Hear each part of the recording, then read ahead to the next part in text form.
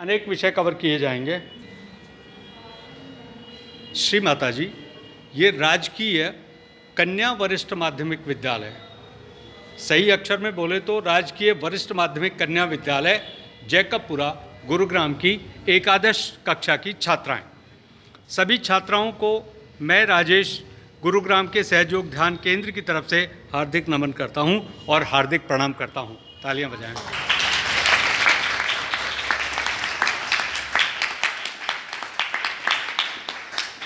जिस विषय पर हम लोग संवाद करने वाले हैं वो विषय है सहजयोग, आज का महायोग। सहज मानी सरल, आसान, और योग मानी मिलन, आसानी से किसी चीज़ का मिलन कराना, योग कराना, जोड़ना। और सहज का एक तात्विक अभिप्राय, अंतर्निहित अभिप्राय और है सह मानी साथ में, ज मानी जन्मी। आपके साथ में जिस शक्ति ने जन्म लिया है उसका मिलन, उसका योग। मिलन कैसे? एक वस्तु का दूसरी वस्तु से मिलन। अब यहाँ पे मिलन का अभिप्राय, योग का अभिप्राय है आत्मा का परमात्मा से मिलन। अब आप ये बताएं कि शरीर में कहीं न कहीं आत्मा निवास करती है। इस शरीर का संचालक, इसका निर्माता, इसका पालक कौन है? आत्मा। और जो आत्मा हमारे हृदय में धड़क रही है, 1 मिनट में 72 बार उसकी धड़कन हम सुन सकते हैं। विज्ञान कहता है, जीव विज्ञान, कि हृदय की धड़कन 1 मिनट में 72 बार। ठीक है साहब, आप जरा शांतिपूर्वक बैठ के गिन लेना कि क्या 1 मिनट में 72 धड़कन चलती है या ऊपर नीचे। अब हम क्या करने वाले हैं, एक तो है शरीर, एक है मन, एक है बुद्धि और एक है अहंकार। ठीक है साहब, इन सब चीज़ों को जोड़ दो। क्या ऐसा संभव है कि मन को नियंत्रित कर लें, विचारों को नियंत्रित कर लें? अभी आप देखिए, कभी भी आप बहुत थक जाते हैं, हार जाते हैं, परेशान हो जाते हैं तो व्यथित हो जाते हैं। कोई चीज़ हमारे मन मुताबिक चली तो हमें प्रसन्नता, और अगर अब हमारे विपरीत चली तो हमें क्या होती है? निराशा। तो एक आशा का भाव, एक निराशा का भाव, और निराशा जब अपनी पराकाष्ठा पे चली जाती है तब वो क्या शब्द बनता है मालूम? निराशा का जो अंतिम छोर है, सबसे दूरस्थ छोर, वो क्या है? बाबू अभी भी बोल रहे हो तुम लोग? कन्याओं, आपस में मत बोलो, इधर सुनो, बाद में बोल लेना।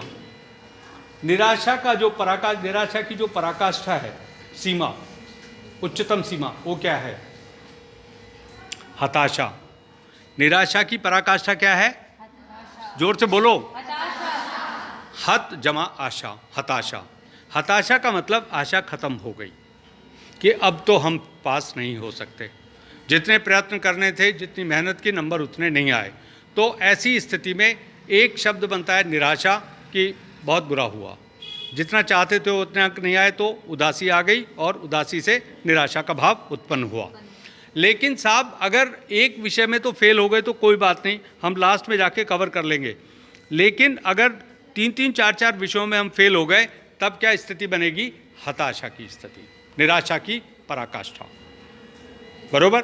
और हताशा की स्थिति में कन्याएं और बालक अधिकतम क्या कर लेते हैं? कई बार क्या कर लेते हैं? आत्महत्या। क्या कर लेते हैं? और हताशा से एक भाव मन में और आता है जिसे हम डिप्रेशन कहते हैं। डिप्रेशन को हिंदी में क्या कहते हैं? अवसाद। जब मानसिक चिंताएं जब बहुत अधिक मन में घुल जाती हैं तो मन क्या करता है कि अब जिंदगी खत्म कर लें, अब तो कुछ भी नहीं हो सकता भाई। अब सबसे बड़ी विडंबना क्या है कि इस वर्ग की जो कन्याएं हैं, इस उम्र की जो स्थिति है, वो जीवन की सबसे ज़्यादा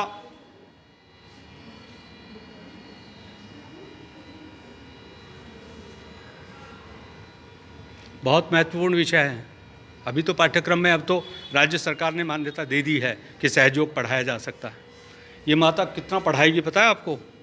50 साल तो इनको सुनने में लगेगा। amruta.org वाली साइट पे जाइए, AMRUTA जो कार्ड्स पे आपको मिलेगा, और बस फिर उसके बाद उसमें समुद्र है पूरा, वेद, पुराण, उपनिषद, गीता, बाइबल, कुरान, सब कुछ उसमें है, सब कुछ है आगे तक का। मतलब आपको नया जीवन मिल जाएगा। ये जन्मपत्री आपकी ख़त्म और दूसरी जन्मपत्री चालू। अब आप चाहते हो कि जीवन से मुक्ति मिल जाए? बोलो। आप चाहते हो कि इस दुखों से मुक्ति मिल जाए? कितने लोग चाहते हैं कि दुख खत्म हो जाएं? हे भगवान, बाकी लोग चाहते हैं कि दुख बना रहे? बोलो तो। देखिए, हमें दो चीज़ें मिल रही हैं अभी, एक तो सुखद और एक दुखद। दो स्थितियां मन में हमें शरीर में मिल रही। अगर किसी ने इनको चोट मारी तो इनको सुख होगा या दुख होगा? ओके। तो आम तौर पर अभी जीवन में मनुष्य क्या कर रहा है? दुख बांट रहा है या सुख बांट रहा है? अब अगर इस दुख को खत्म कर दें तो क्या बच जाएगा? सुख। अब एक और चीज आपको मिलने वाली है, वो क्या है मालूम? जो शरीर और मन से परे की अनुभूति है, वो अनुभूति क्या है मालूम? बोलो बोलो बोलो। है? जोर से बोलो। शांति। शांति तो हुई है, सहानुभूति। और बताएं प्लीज। दुख और सुख के अलावा मनुष्य को तीसरी चीज क्या मिल सकती है? संतुष्टि। आत्मा, सॉरी, आनंद। क्या मिल सकता है?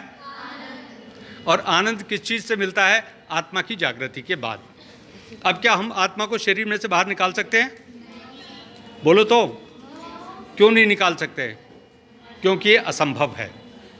क्योंकि आत्मा अपने आप आई, आप तो आत्मा को नहीं लेके आए ना, जन्म से ही आपके साथ मिली आपको, और चुपचाप निकल जाएगी। तो आपको काबू कर सकते हैं आत्मा पे? दीदी इसको मत छेड़ बेटा। आत्मा को आप काबू कर सकते हैं क्या? अब एक बहुत बड़ा चमत्कार हो गया जिसके बारे में सोच भी नहीं सकते। श्री माता जी ने वो करके दिखा दिया जिसकी आप कल्पना नहीं कर सकते, कि आपका ये जीते जी आपका ये 10वां दरवाज़ा खुल जाएगा। भगवान शिव का चित्र देखा, उसमें गंगा कहाँ से निकल रही है? सिर के तालु भाग से।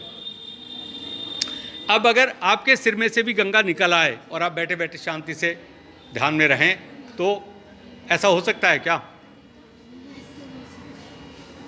आपका तीसरा नेत्र खुल जाए तब क्या होगा?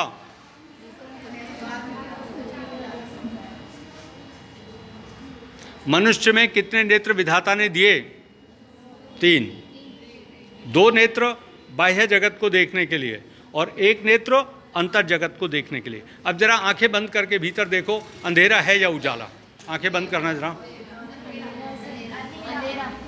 पहले आंखें तो बंद करो। पहले ही बोल दिया।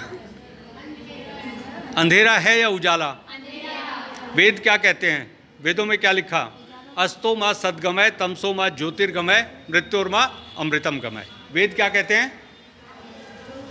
बोलो तो। अस्तो माँ सद्गमय, तमसो माँ ज्योतिर्गमय और मृत्योर्मा अमृतम गमय। अभिप्राय क्या हुआ? हे प्रभु, हमें असत्य से सत्य की ओर ले चलो, अंधकार से प्रकाश की तरफ ले चलो और मृत्यु से मोक्ष की तरफ ले चलो। मृत्यु और मोक्ष में क्या फर्क है मालूम? 2 शब्द है ना। आत्मा शरीर से निकली और मृत्यु हो गई। अब अगर आत्मा 9 दरवाजों में से निकलती है तो हम मृत्यु को प्राप्त होंगे, लेकिन अगर आत्मा 10वें द्वार में से निकलेगी तो हमको मोक्ष मिलेगा। और 10वां दरवाजा कहाँ है? यहाँ पे, जहाँ पे शिव जी के सिर में से, जटाओं में से गंगा निकलती है। अब वो गंगा निकलना संभव हो गया, धरती पर सतयुग आ गया है। सतयुग कैसे आया? 5 मई 1970 को गुजरात के नारगोल गांव में सूरत के समुद्र तट पर 2 दिन 2 रात तक एक स्त्री ध्यान में बैठी और तीसरे दिन उनके अंदर से कुंडलिनी शक्ति का जागरण हो गया, स्वतः स्फूर्त जागरण हो गया। यहाँ से कुंडलिनी चली और ये 7 चक्रों का भेदन करती हुई और ये 7वें कमल में से, सिर में से बाहर आ गई। और फिर स्वर्ग के जितने देवता थे श्री माता जी के शरीर के अंदर आके बैठ गए इन सीटों पर। ये जो 7 सीटें हैं ना, मंगल बुध बृहस्पति शुक्र शनि रवि सोम। मंगल बुध बृहस्पति शुक्र शनि रवि और सोमवार। इन 7 सीटों के जो प्रमुख देवता थे श्री माता जी के शरीर में आके बैठ गए और एक सामान्य स्त्री ने दैविक रूप धारण कर लिया हमारे देश में। 5 मई 1970 को गुजरात के नारगोल गांव में ये घटना घटी। उसके बाद अब श्री माता जी की समाधि कहाँ पे है साहब? छावला गांव में, बिजवासन रजबगढ़ के नज़दीक। अब अगर किसी को भगवान देखने हैं, राम चाहिए, कृष्ण चाहिए, हनुमान जी चाहिए, दुर्गा चाहिए, भैरव चाहिए, या इस्लामिक जितने भी पैगंबर हैं, मोहम्मद साहब, ईसा अलैहिस्सलाम, मूसा अलैहिस्सलाम, इब्राहिम सल्लल्लाहु अलैहि वसल्लम, ये चाहिए तो अब इसी में से मिलेंगे आपको, सचमुच के मिलेंगे। और जो आप बोलोगे वो करके दिखा देंगे। जो मनोकामनाएं सिद्ध नहीं हुई वो सारी मनोकामनाएं सिद्ध हो जाएंगी। एक कन्या जो है उसको तो इतनी व्यथाएं हैं, अगर मैं जुबानी तौर पर वर्णन करूं, मैं करना नहीं चाहता। माता पिता को भी नहीं बता सकती, टीचर को भी नहीं बता सकती, सहेलियों को भी नहीं बता सकती। एक कन्या ऐसे दौर से गुजर रही है। अब श्री माता जी आपके सारे तन मन धन के सारे दुखड़े खत्म कर देंगी, आपकी बीमारियां खत्म कर देंगी, आपको पढ़ा भी देंगी, आपके नंबर भी आपको पास भी करा देंगी। अब फिर लोग बोलेंगे फिर हम स्कूल क्यों आ रहे हैं अगर माता ही ऐसा कर देगी तो? ऐसा ही बोलेंगे ना। आप एक बार इस शक्ति का जागरण अपने भीतर प्राप्त कर लीजिए। 5-10 मिनट मेडिटेशन सवेरे, 5-10 मिनट मेडिटेशन शाम को, और दिन में जब आप फ्री होते हैं तो 5 मिनट ध्यान कर लीजिए और आपकी चेतना एकदम एकाग्र हो जाएगी। और जब आपका चित्त एकाग्र हो जाएगा तो जितना भी विचलन है, चिंताओं का मायाजाल है, वो सारा मायाजाल आपका एकदम धुल जाएगा। अभी भी बातें हो रही हैं, सी द फन, बातें हो रही हैं।